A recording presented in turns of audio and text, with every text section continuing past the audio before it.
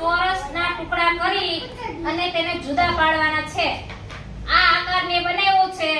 આ કેવો આકાર છે? કેવો છે? પછી આ આકાર કેવો છે? નહીં, લંબચોરસ. કેવો છે? લંબચોરસ. પછી આ આકાર મેં બનાવ્યું છે. ગોળ નથી. આ અંડા આકાર છે. અંડા આકારને શું કહેવાય? લંબગોળ. જે લાંબુ હોય એને લંબગોળ કહેવાય. પછી આ આકાર છે. તો આને કેવું કહેવાય?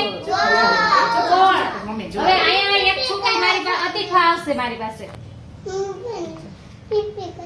હાલો, અતિથા અહીંયા બેસે. અતિથા આ બાજુ આવતી. અતિથા એક મિનિટ. અતિથા મને આમાંથી ચોરસ એક કાઢે, ગોળ ને લંબગોળ જુદા પાડીને મને બતાવો. હાલો હાલો, ઈ કેવું છે?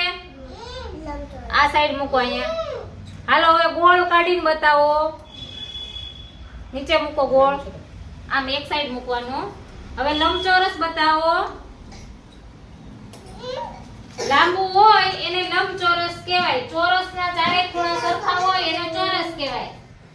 હવે લંબગોળ ક્યાં છે? અતિથા બધાને બતાવો લંબગોળ.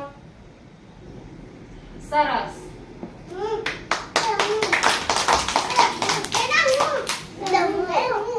બધાનો વારો લઈશ. હવે કોણ આવશે? એ કિયાન જગ્યાએ બેસી જા બટા. હાલો જગ્યાએ બેસાય.